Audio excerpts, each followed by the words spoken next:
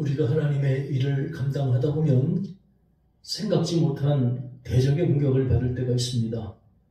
우리가 최근에 묵상하고 있는 느헤미야서에는 포로로 끌려갔던 유다 백성들이 포로로 귀환해서 무너졌던 성벽을 재건하는 내용들을 기록하고 있습니다. 그런데 성벽이 지어져 간다는 이야기를 들었던 대적들이 느헤미야를 대적하기 시작했습니다. 산발랏은 불탄 돌을 흙무더기에서 다시 일으키려 한다며 느헤미야를 비난했습니다. 여기서 돌탄 돌은 건축 자재로서는 전혀 쓸모가 없는 그런 돌입니다. 비아냥거리는 이야기지요. 그 이야기를 들었던 도비야는 한술 더 떠서 느헤미야가 지으려고 했던 성벽은 여호가 올라가도 곧 무너지리라고 비아냥거렸던 것입니다. 여러분, 과연 산발랏과 도비야가 어떤 자들입니까? 어떤 자들이길래 하나님의 역사를 그렇게 비난하는 것입니까? 포로 후기 문서에 보면은 산발랏은 주전 407년에 사마리아 땅에 총독으로 있었다고 합니다. 느헤미야가 주전 445년에 유다 백성들을 이끌고 예루살렘으로 귀환해서 총독으로 역할을 했으니까 아마 그 당시의 학자들은 산발랏이 느헤미야 당시에 옛 북이스라엘의 수도였던 사마리아의 총독이었을 것이라고 추측을 합니다. 더군다나 산발랏은 두 아들이 있었는데 두 아들 다 이름이 유대식으로 이름을 지었습니다. 우리가 이런 것들을 감안해 보면 또 이 산발랏은 여호와 하나님을 섬기던 사람이었을 가능성이 매우 높습니다. 유대 역사학자 요세푸스가 산발랏에게 비난하기를 이 사마리아의 이방 신전을 섬겼다는 비난을 했거든요. 우리가 이런 것들 종합하면 산발랏은 한편으로는 여호와 하나님도 섬기고 또 다른 한편으로는 이방 신도 섬기는 이런 걸 뭐라고 하냐면 혼합주의자, 또 종교다원주의자 이런 사람이었을 가능성이 매우 큰 것입니다. 또 산발랏 외에 암몬 사람 도비야는 또 누굽니까? 도비야라고 하는 이름은 여호와는 선하시다라는 이름을 가지고 있습니다. 그의 아들이 이름이 여호와 하나님인데 그의 아들 이름도 여호와는 긍휼하시다라는 이름을 뜻을 가지고 있습니다. 이름만 놓고 보면 도비야와 그의 아들은 다 여호와 하나님을 섬기던 그런 신앙인이었습니다. 그러니까 우리가 이 산발랏과 도비야를 보면서 느끼게 되는 이 궁금증이 있습니다. 우리의 대적을 이렇게 규정하기가 매우 쉽지 않다는 것이죠. 산발랏과 도비야는 겉으로 보기에는 여호와 하나님을 섬기는 명분과 신앙인의 모습을 지니고 있었던 것입니다. 우리의 대적은 때로는 광명한 천사로 우리에게 나타나고 때로는 친근한 친구의 모습으로 우리에게 나타나기도 합니다. 그래서 우리가 그들이 우리에게 와서 너는 여호와 하나님을 섬기는 신앙을 포기하지는 마. 그러나 좀 더 지혜롭게, 좀 더 세상적인 가치관이 이렇게 추구하면서 하나님을 지혜롭게 섬길 수는 없겠니라고 우리에게 세상적인 지혜를 하나님의 지혜에다가 듬뿍 이렇게 바르는 것이지. 그런 면에서 우리의 대적자들은 세속주의와 혼합주의 가치관으로 무장된 사람들이라고 볼 수가 있는 것입니다. 만약 우리가 영적으로 말씀과 기도로 깨어있지 않으면 우리가 과연 누구와 맞서 싸워야 되는지를 정확하게 구분해내기가 쉽지 않은 것입니다. 더군다나 느헤미야 4장 7절 8절에 보면은 느헤미야를 대적했던 사람들, 이 동서남북으로 느헤미야를 대적했던 사람들의 이름이 소개가 되고 있습니다. 먼저 유대 땅을 기준으로 해서 동쪽으로는 암몬 사람들이 있었고 남쪽으로는 아라비아 사람들이 있었습니다. 그리고 서쪽으로는 아스도 사람들이 있었고 북쪽으로는 지금 우리가 얘기 나오고 있는 산발랏과 도비야와 같은 사마리아 사람들이 북쪽에 있었던 것이죠. 그러니까 동서남북으로 느헤미야와 유다 백성들, 하나님의 사람들을 둘러싸이는 사람들이 이렇게 대적들이 동서남북으로 놓여 있었던 거죠. 여러분, 이런 한자 떠오르는 한자 수가 혹시 없습니까? 사면초가라는 한자 수가 있어요. 사면초가. 사면으로 동서남북으로 초나라 군사의 노랫소리가 들린다는 이제 중국에서 유래한 한자죠. 중국의 초나라의 임금 항우가 한나라의 유방과 함께 전쟁을 이제 하게 됩니다. 거기서 유래된 한자 수고인데요. 초나라 군사들이 한나라 군사들에게 몰리게 되죠. 그래서 사면으로 이렇게 둘러싸움을 당하게 됩니다. 군사들은 점점 줄어들고 또 군량비도 점점 줄어들었습니다. 상황이 매우 어려운 상황이 됐죠. 그런데 어느 날 초나라 임금이 이제 동서남북 사면에서 자기들의 초나라 군사들이 고향을 생각하면서 슬피 구슬피 우는 노랫소리를 동서남북 사면에서 듣게 됩니다. 그것은 사실 적진의 어떻게 보면은 전략이었던 것이죠. 그래서 이거에 마음이 낙담한 초나라 항우가 그만 이제 마지막으로 마음을 접고 술 한 잔을 따르고 그리고 시 한 편을 짓고 구슬픈 시를 짓고 마지막 스스로 목숨을 끊었다고 합니다. 그래서 여기에서 유래한 한자 수고가 사면초가, 사면으로 초나라 군사들의 노랫소리가 들린다는 한자 수고입니다. 이 수고는 사면으로 둘러싸여서 인간적인 방법을 어찌할 수 없는 아주 위급한 상황을 나타낼 때 주로 사용되는 그런 단어이기도 하죠. 지금 어떻게 보면 느헤미야의 상황이 이런 상황이 아니었나 싶은 거죠. 지금 동서남북으로 대적들이 둘러싸여 있어서 하나님을 위해 크신 역사를 감당을 했던 느헤미야의 마음이 낙심할 수밖에 없는 그러한 위기의 상황에 다다르게 된 것입니다. 그뿐만 아니라 유다 백성들의 마음도 점점 낙심이 돼서 흥무더기가 아직 많지만 흥무더기를 나르는 사람들의 손이 이제 피곤해서 우리가 이 성을 건축하지 못하리라는 부정적인 생각들, 판단들을 내리게 되죠. 그래서 10번씩이나 백성들이 느헤미야가 찾아와서 이게 도움을 요청하는 이런 상황들이 성경에 기록이 되고 있습니다. 여러분 이런 얘기 들으면서 이런 위급한 상황에서 느헤미야는 이런 위급한 위기를 어떻게 극복했을까요? 만약 여러분이 느헤미야라면 신앙적인 위기를 어떻게 극복할 수 있겠습니까? 오늘은 우리 교단이 정한 순교자 기념주일입니다. 성결교회의 첫 순교자는 박봉진 목사님이십니다.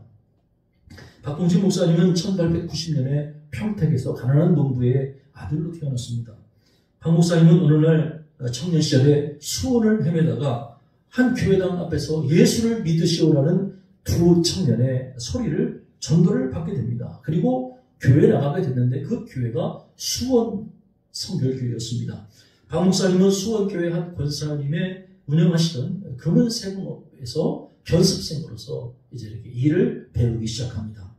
그리고 가까운 교회를 수원 성결교회를 출석하면서 열심히 신앙생활을 합니다. 어느 날 박 목사님은 자신의 고향이었던 평택에 교회가 세워져 있지 않다는 사실을 깨닫고 자신의 모든 가상을 정리해서 고향이었던 평택으로 넘어가게 되죠. 그 교회가 평택 성결교회였습니다. 그래서 그 교회를 열심히 신앙생활하면서 이렇게 봉사를 하게 되죠. 40세가 넘은 나이의 박 목사님은 자신의 몸을 하나님께 드리겠다라고 소원을 결심을 하게 됩니다. 그리고 1932년 이 결심을 지키기 위해서 지금 서울신학대학교의 전신이었던 경성성서학원에 입학을 하게 되죠. 그리고 신학을 공부하고 1938년에 비로소 목사 안수를 받게 됩니다. 여주의 하립교회를 거쳐서 철원교회에 파송을 받아 담임 목사로 사역을 하게 됩니다. 그 당시 시국이 어려운 시기였습니다. 일제시대의 성결교회는 일제에 의해서 많은 핍박을 받게 되었습니다. 왜냐하면 성결교회가 신사참배를 거부하고 그리고 종말 사상을 강조한다는 내용 때문이었던 것이죠. 급기야 1943년 5월 24일에 일제는 전국에 있는 성결교회 교역자들의 검거령을 내리게 됐죠.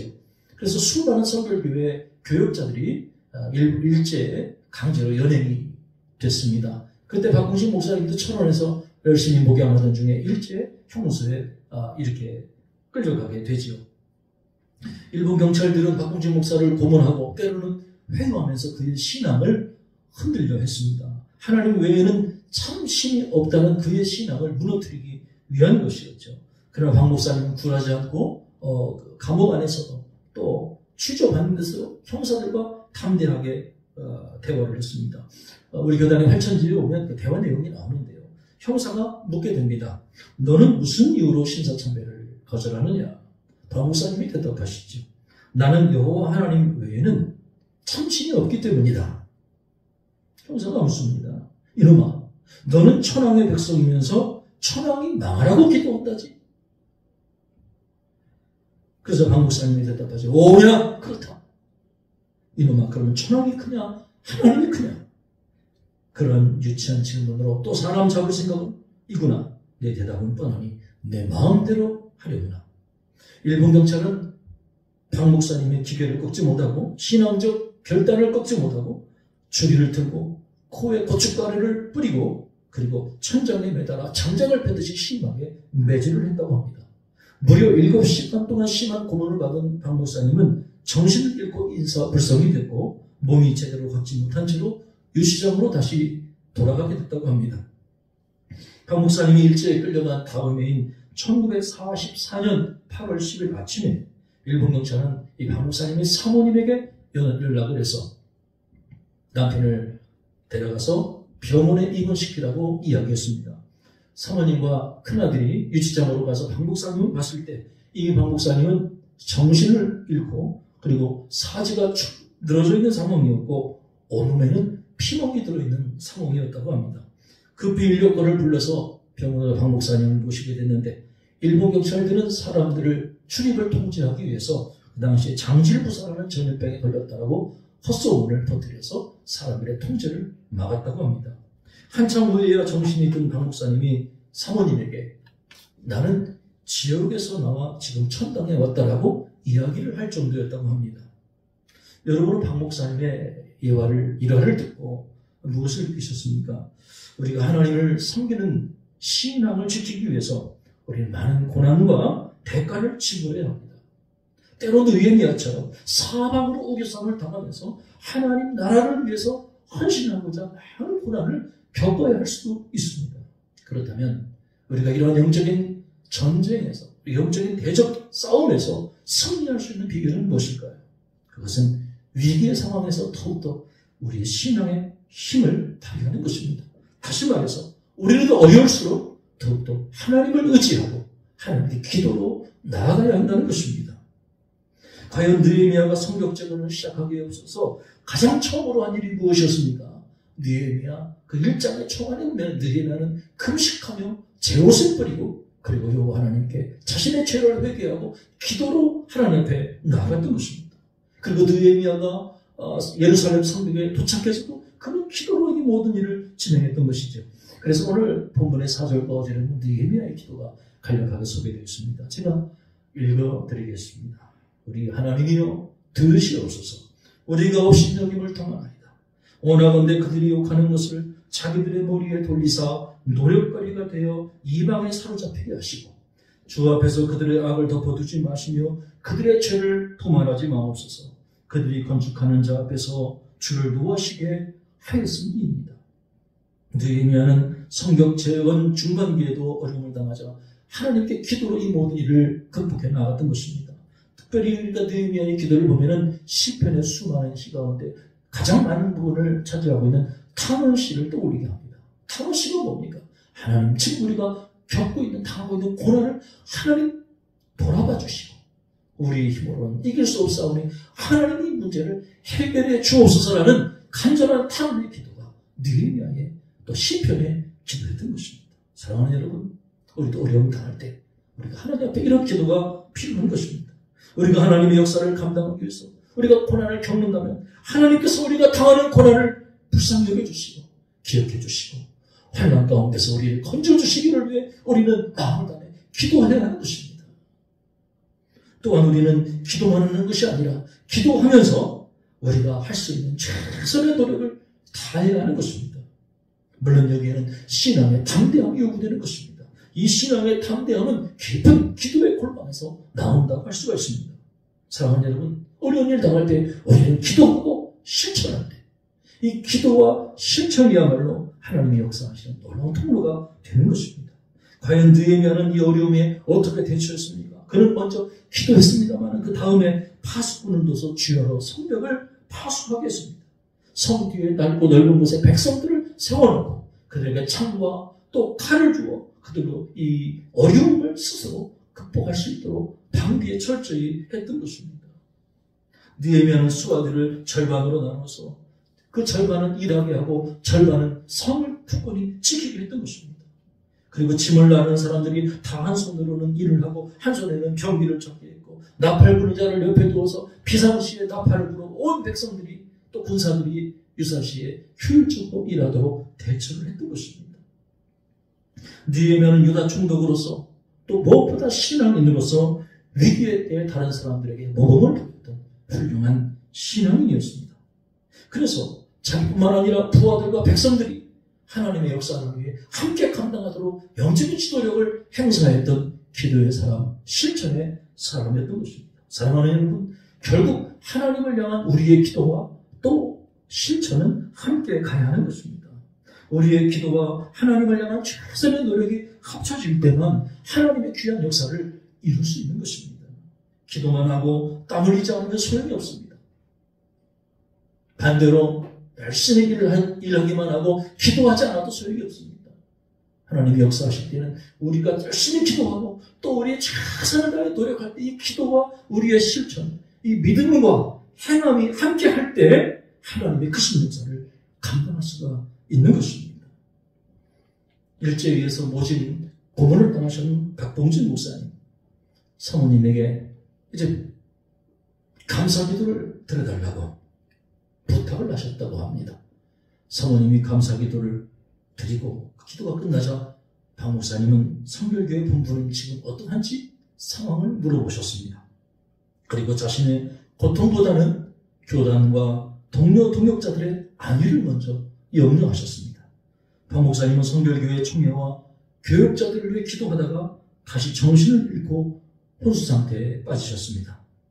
우리 민족이 그토록 사모하던 민족 해방을 일려놨던 1944년 8월 15일 새벽 4시에 박 목사님은 사모님에게 자신을 위해 기도해달라는 기도 요청을 하셨고 합동찬송가 167장을 함께 불러달라고 요청을 했습니다. 저 좋은 낙은 이르니 그 쾌락 내 쾌락일세. 이 세상 추운 일기가 화창한 춘일되도다. 영화롭도다 낙원이여 그 상역에서 보오니 먼 바다 건너 있는 집 주 예수 예비하신 곳일세. 그 화려하게 지은 집 영원한 내 집이로다. 가족들과 신자들이 방 안에 모여 간절히 애걸는 찬송을 부를 때 박 목사님은 피골이 마땅한 얼굴로 마지막 미소를 지으며 이런 말씀을 하셨습니다. 여보, 저 천국의 음악 소리가 들리지 않소? 지금 천군 천사가 내려옵니다. 이것이 박봉진 목사님의 마지막 유언이었습니다. 박 목사님은 지극히 평안한 얼굴로 숨소리가 잦아들어 그토록 사모하던 주님의 품에 안기게 되었습니다. 끝까지 신서참배를 반대하며 투쟁하셨던 박봉진 목사님은 성결교회 최초의 순교자가 되셨습니다. 이후 일제시대 성결교회에는 몇 명의 순교자들이 더 남았고 300여 명이 투옥을 당하게 됐습니다. 사랑하는 여러분, 지금 여러분이 하나님의 역사를 감당하기 위해 겪고 있는 어려움은 무엇입니까? 저는 오늘 순교자 기념주일을 맞아 성결교회 첫 순교자였던 박봉진 목사님의 순교 일화를 여러분과 나누었습니다. 우리가 비록 느헤미야나 또 순교자 박봉진 목사님처럼 하나님을 위해 큰 시련과 환난을 겪는 것은 아닙니다. 그러나 우리는 무엇보다 먼저 가신 신앙의 선배들의 발자취를 기억하고 그들의 뒤를 따라가야 합니다. 우리가 크고 두려우신 하나님을 기억하고 무엇보다 하나님께 기도로 나아가십시다. 하나님께서 우리가 겪고 있는 고난을 돌보시고 반드시 우리를 도와주실 것입니다. 또한 우리는 하나님의 역사를 감당할 것이 무엇인지를 찾아보고 최선을 다해 그 역사를 감당하십시다. 그때 하나님의 역사가 우리를 통해 나타나게 될 것입니다.